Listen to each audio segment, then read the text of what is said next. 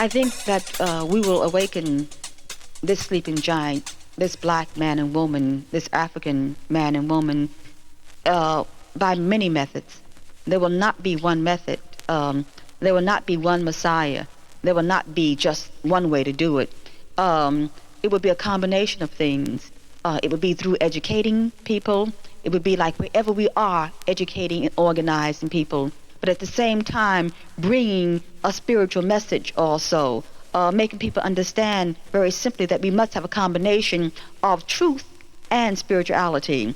Nothing spooky. I'm not talking about any spookiness now. I'm talking about a reality of people understanding that they must return themselves to a sense of oneness. They must return themselves to a sense of like unity. They must look at each other and understand that I am your brother. I am your sister. We are one. Every time we see distended stomachs on television and it says this African child is going to die or millions like this will die, that we as Africans here say, no way is that going to happen. We will not let ourselves die. Those are our people. We are connected. We must now make sure our people are connected up with Africa, because they still are not connected up to Africa on many levels. We're talking very really now that we must begin some of the things that the old folks used to have, is to understand that we've got to help each other.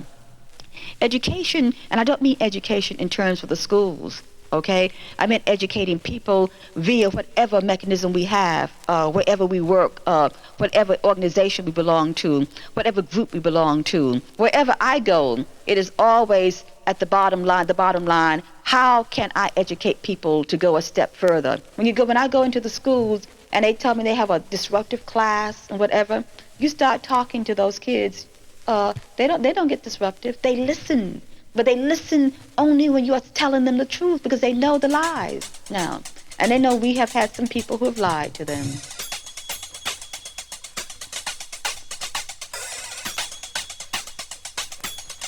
And I grew up in a place called New York City, and on Saturdays we went to the movies, and most of the movies that we saw were the Tarzan movies, and Tarzan would come out going, "Me Tarzan," and all the natives, if you're ready for being called a native in your own land, was saying,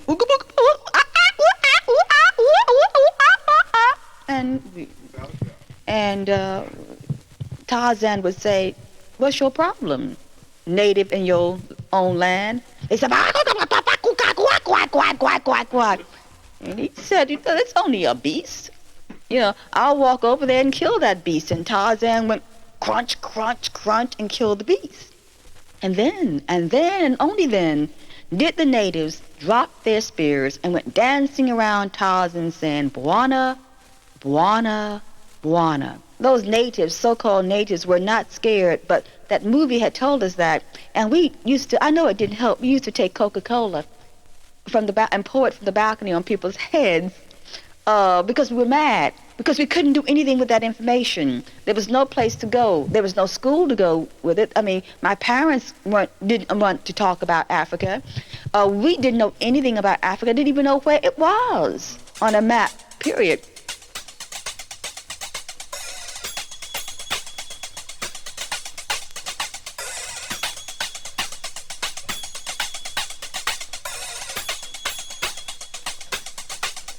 What comes to your mind when you think of Africa? A spacious continent of vast natural resources with a glorious history? Do you reflect on the great African kingdoms? Or do you visualize a remote, sweltering jungle filled with lions, savages, and death lurking behind the spears of headhunters? There are a great many misconceptions held about Africa. Many secrets are locked within the enormous borders of this resource-rich continent. A mixture of time, nature, greed, and animosity has concealed much of the truth from too many for far too long a time. Let's take a chronological peek at this much maligned continent. While working in Tanzania, anthropologist Louis S.B. Leakey unearthed a skull fossil in 1959. Now, according to some of the most respected scientists in the world, the fossil represented one of the earliest traces of man. It was more than 2 million years old. In light of this and other recent discoveries, it is generally agreed that Africa was the birthplace of man. Most of the oldest thriving civilizations like Egypt, Ethiopia, Kush, and Nubia were conceived, ruled, and populated originally by black Africans. The same Africans who were responsible for the development of mathematics, Astronomy, writing, engineering, philosophy, and the fine arts. Also from black civilization came the concept of one supreme God. Mummification originated in Africa, as did the development of bronze, paper, agriculture, iron smelting, and glass.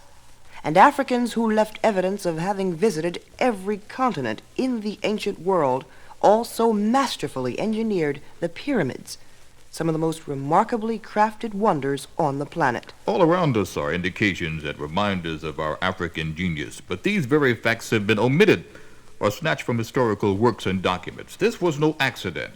The systematic deletion of information and evidence which prove the ancient international dominance of Africans and their massive role in shaping the world we know today was to discredit, defame, and destroy the spirit of a proud and mighty people.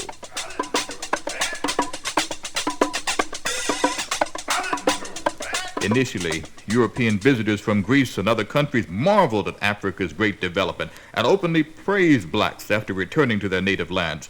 But beginning at about the 15th century, Europeans concocted and promoted internationally the asinine lie that Africans were savage and lacked culture, and that Africa had only a short, vague, barbaric history. This preposterous tale was spread throughout Europe, and this illegitimate burden would eventually fall upon the shoulders of Africans and their enslaved progeny in the so-called New World. And today, centuries later, the brutal scars of that terrible myth still remain. During what is generally called the Stone Age, the Nile Valley held a civilization constructed by ancient black Egyptians.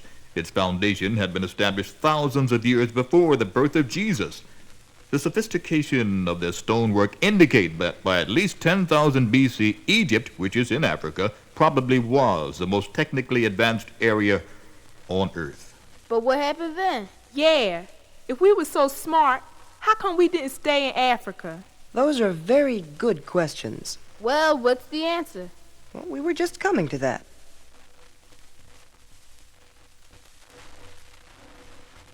There are a few answers to those questions.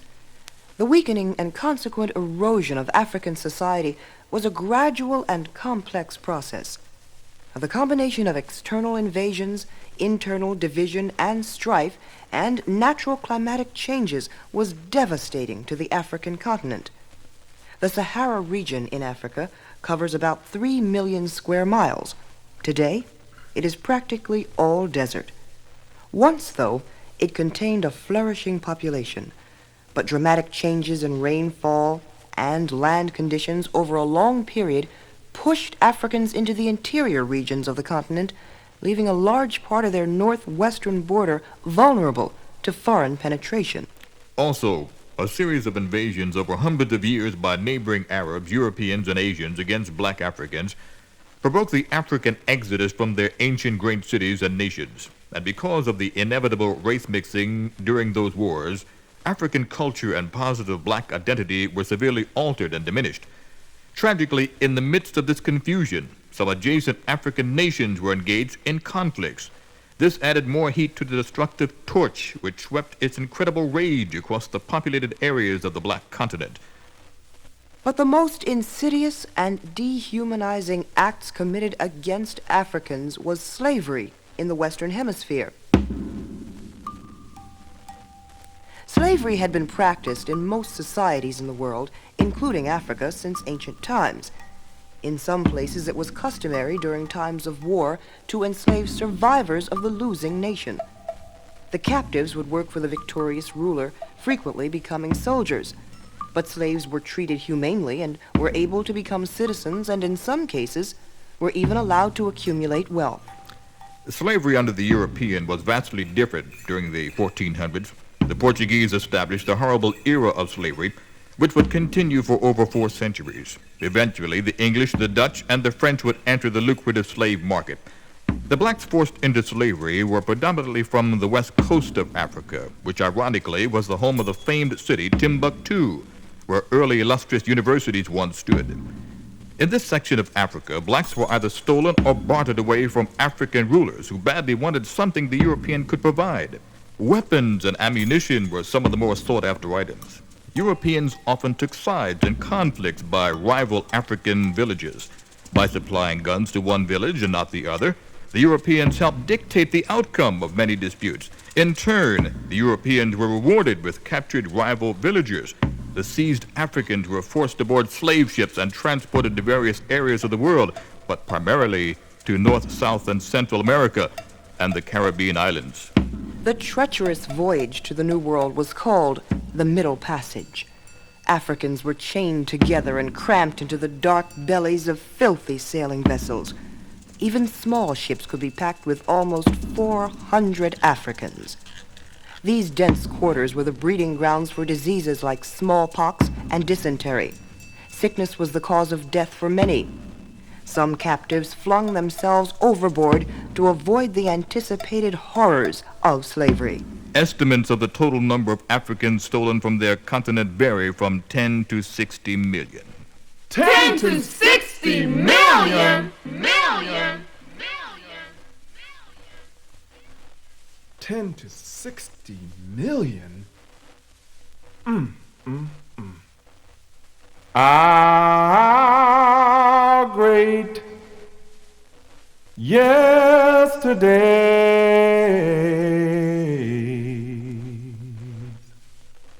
stretch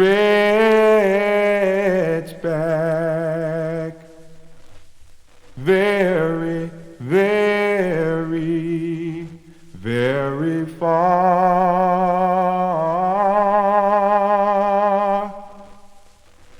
But we great children of today don't quite know who we are. And our tomorrows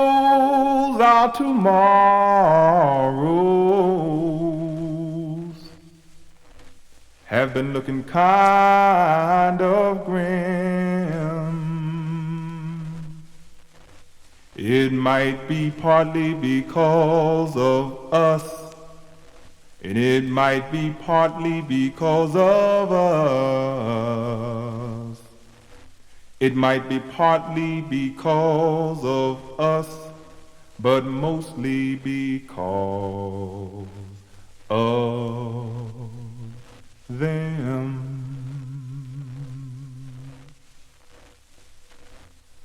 Once in the New World, one of the first things whites attempted to do to captive Africans was to subjugate and disorient them. Educating Africans in America was forbidden because blacks without education, ignorant of their history, culture, and heritage, were easier to manipulate and control. Now, do you see what happened? I think so. I don't. If our people were so smart, how come we didn't just run away and go back to Africa? You're getting ahead of us again. Listen. What Africans endured under the peculiar institution known as American slavery made a mockery of the word life. A set of rules called slave codes were instituted to disenfranchise blacks. Black people were not allowed to leave the plantation or even to gather unless whites were present. Generally, slaves could own nothing and had to ask permission just to beat a drum or play other musical instruments. Under many circumstances, killing a slave was not considered murder, but destruction of property. Blacks were not the first to suffer the plague of bondage. There were white indentured servants imported from Europe who had often been convicts or other undesirables sentenced to labor in the new colonies. American Indians were also used to a limited extent to toil in the southern plantations. But because the African adapted best to the physical demands of arduous field work and the vicious punishment inflicted by slave masters, he was the most profitable, and the African was by far the worst victim of slavery. It was not unusual for field slaves to rise with the morning sun, work the entire day, and continue into the evening hours. Much of the southern economic base was created by free African labor. It was originally intended that Africans would be indentured servants like Europeans were, But black servitude became a very profitable and permanent arrangement in the New World by about 1640. Although blacks were brutally oppressed by slavery, they joined with whites in the New World to fight the British when colonists felt overburdened with heavy taxes and strict regulations. In 1770, Crispus Attucks, a black man was the first fatal victim in the escalating conflict between England and its disgruntled colonies. Attucks and several others were killed in the Boston Massacre. when the Revolutionary War began in 1775, blacks were barred from joining the Continental Army of the colonies. The policy was reversed, however, after blacks were enticed by the British to join their forces. Some black men were accepted in the military by taking the place of white men who were drafted but elected not to serve their country. 5,000 or more blacks served in the war and soon became free after it was over, but more blacks returned to the plantations as slaves. Slavery was present in every state at one time or another, but by the middle 1800s, slavery was abolished in the northern states. After the War of 1812, the North and South became opposing factions. Northern industry versus southern plantations. Meanwhile, the Underground Railroad was becoming a sophisticated vehicle of escape from the South by runaway slaves. The Underground Railroad was a highly organized secret system of passageways connecting the North and South, with many stops or hiding places in between. Harriet Tubman, The most famous conductor of the Underground Railroad, was responsible for leading hundreds of slaves to northern cities or to Canada. it has been estimated that during one 10-year period, about 100,000 blacks left the South via the Underground Railroad.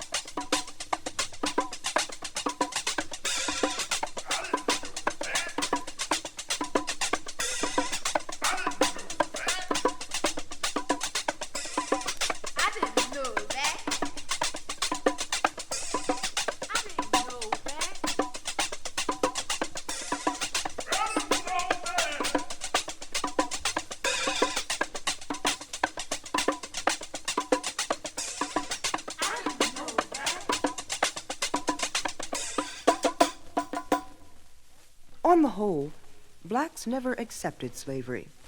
And the history of slavery in America is really the history of black struggle and resistance. There were many revolts or insurrections by slaves, particularly between 1820 and 1860. The most significant of them were led by Denmark Vesey, Nat Turner, and Gabriel Prosser. Slave owners were edgy about the constant threat of slave revolt. They introduced even greater restrictions upon blacks, attempting to end the uprisings. Plantation owners, however, still wanted to expand slavery. Northern abolitionists were opposed to expansion and wanted to make slavery illegal. The Missouri Compromise, a congressional bill passed in 1820, attempted to appease both sides in the dispute. Basically, it prohibited slavery north of the Louisiana Territory. The bill didn't really accomplish its goal. Neither side was satisfied as tensions were growing. In 1829, David Walker, a free black man from Boston, started a new era of aggressive resistance when he wrote the fiery newspaper article called David Walker's Appeal, which in no uncertain terms called for blacks to overthrow their white oppressors. During this same period, blacks were migrating from the United States by the thousands to the Caribbean or to Africa. The country of Liberia, made up mostly by blacks from America, was established in West Africa during this period. The differing philosophies on how best to advance capitalism divided the nation even more. In 1857, the Dred Scott ruling by the Supreme Court overturned the Missouri Compromise, deeming it unconstitutional. Slave masters were allowed to retain possession of slaves anywhere in the country. The strained relations between North and South climaxed by 1861, when the new President Abraham Lincoln was faced with the secession of Southern states and a country divided over the question of slavery.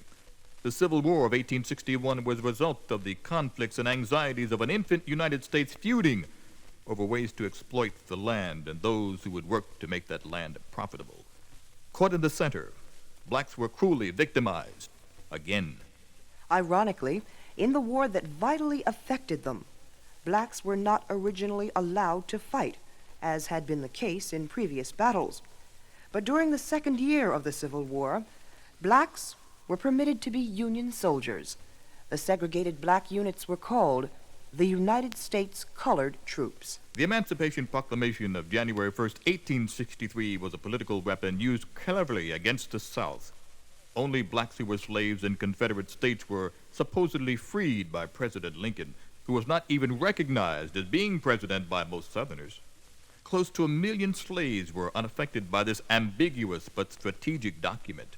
Finally, in 1865, aided by almost 200,000 enlisted blacks, the North was victorious. Between 1865 and 1870, the 13th through 15th Amendments were added to the Constitution. They were supposed to guarantee the rights of blacks in America. During the Reconstruction period, 2 blacks were elected senators, and several more went to the House of Representatives. This political threat to the white Southern power base resulted in lynching and other forms of terrorism by such groups as the Ku Klux Klan. In 1896, the South retaliated in the courtroom as well by officially adopting the separate but equal ruling in the Plessy versus Ferguson case. Separate schools and public facilities were made legal. Blacks organized to combat this new wave of racism. W.E.B. Du Bois and Booker T. Washington were 2 of the most visible African-American leaders during this time. Du Bois, an intellectual, studied at Fisk University and received his doctorate from Harvard. He organized what would become the NAACP during a Niagara Falls conference in 1905. Later, Booker T. helped form the National Urban League. I didn't know that.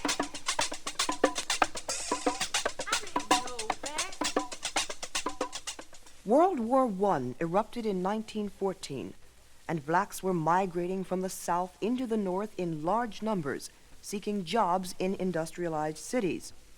In 1919, there were more than 20 violent racial conflicts in urban streets. Nothing had changed. About this time, Marcus Garvey, a Jamaican, began organizing his Universal Negro Improvement Association. Garvey, a Pan-Africanist, felt that all people of African descent should unite and free themselves of the white man's rule. The UNIA was probably the largest such black organization in America's history. The UNIA amassed millions of dollars through donations and business enterprise, but Garvey was jailed and subsequently deported on charges of mail fraud. Another great leader had been all but silenced. Meanwhile, the black New York community of Harlem was attracting many gifted intellectuals, writers, musicians, and other artists. Talented blacks like W.E.B. Du Bois, J.A. Rogers, Langston Hughes, and Paul Robeson helped to create the Harlem Renaissance of the 1920s. After the crippling 1929 Great Depression, blacks left the Republican Party in droves to join the Democratic Party of Franklin D. Roosevelt, whose political associates included blacks like Mary McLeod Bethune and Ralph Bunche, who would later win a Nobel Peace Prize. Roosevelt's New Deal program enabled blacks to receive Social Security benefits, and it developed federal housing projects. The Public Works Administration was created to provide jobs for unemployed Americans, but large numbers of blacks remained poor and jobless. Although much of the country was suffering, non-white America was kept systematically in the lower economic brackets. In 1935, the Italian forces of Benito Mussolini invaded Ethiopia. Blacks showed international sympathy and solidarity with their Ethiopian brothers by raising money for the imperiled black nation. The Nazi invasion of Poland in 1939 brought Europe into World War II, with the U.S. soon to follow. While the U.S. and its allies waged war against Hitler, African Americans continued to encounter discrimination in the American armed forces. Segregated units still existed. It wasn't until after the war that blacks were given their full rights as American servicemen. Just after World War II in 1945, the Fifth Pan-African Congress met in England to plan strategies for uniting black people on an international level. Kwame Nkrumah of Ghana and Jomo Kenyatta of Kenya, two significant leaders of the African liberation movement, attended this conference. Segregation in public learning institutions was declared unconstitutional by the Supreme Court in 1954, and in the South, there was renewed violence against blacks. In 1957, a high school in Little Rock, Arkansas became a battleground when federal troops had to be called in to uphold the desegregation ruling. The 1960s was a tumultuous decade. It was a period some called the Black Revolution and others the Civil Rights Movement.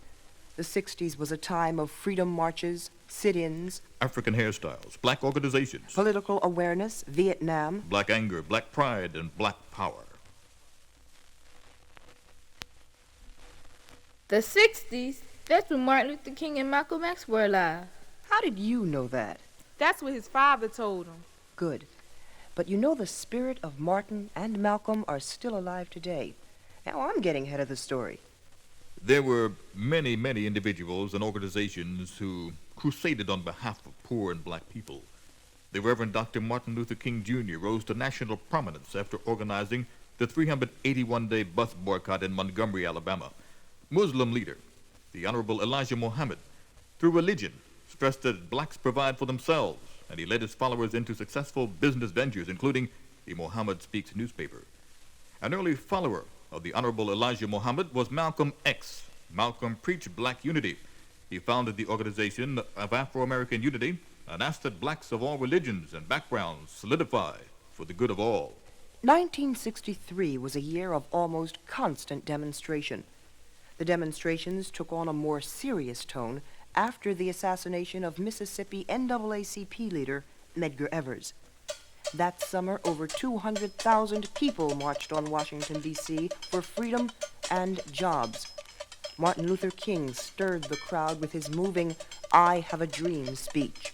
A year after the assassination of President John Kennedy, the Johnson administration passed the Civil Rights Act of 1964.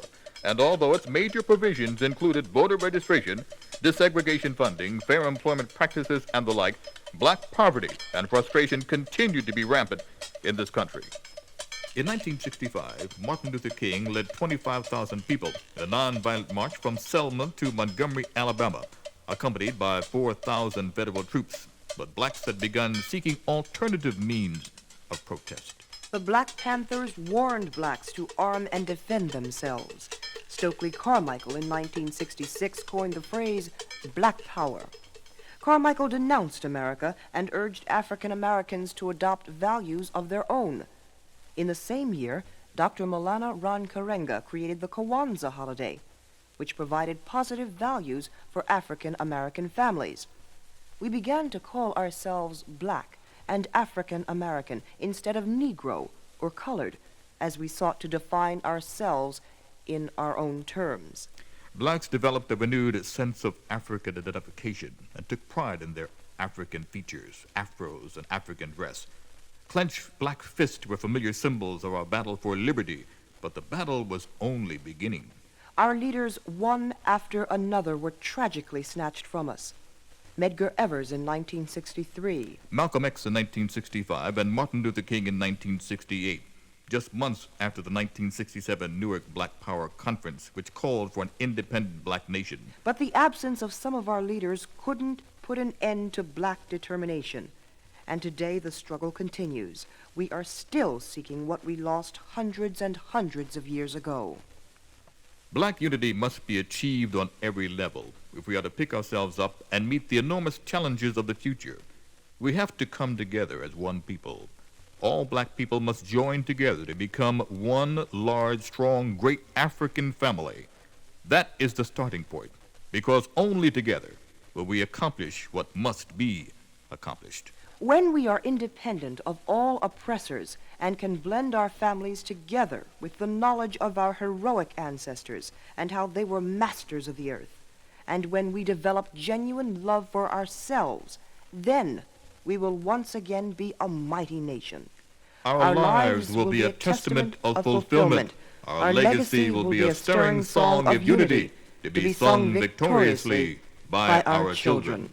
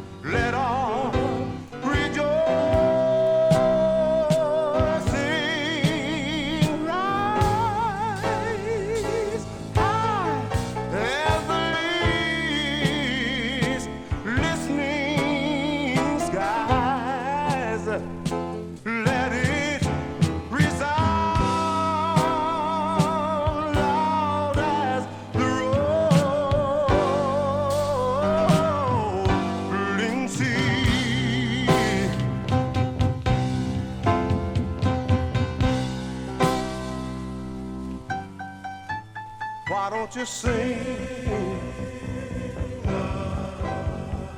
a song?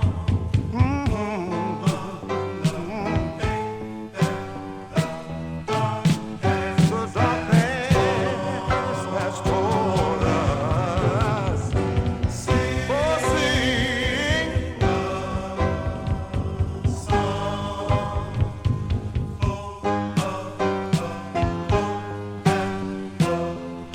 Present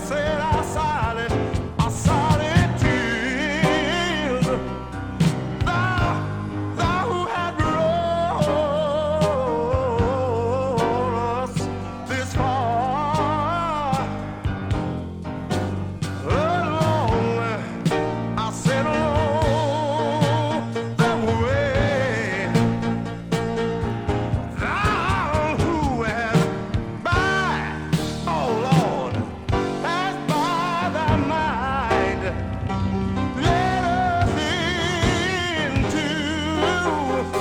into the light. Keep us forever, ever in the path. We pray, yeah, Lord.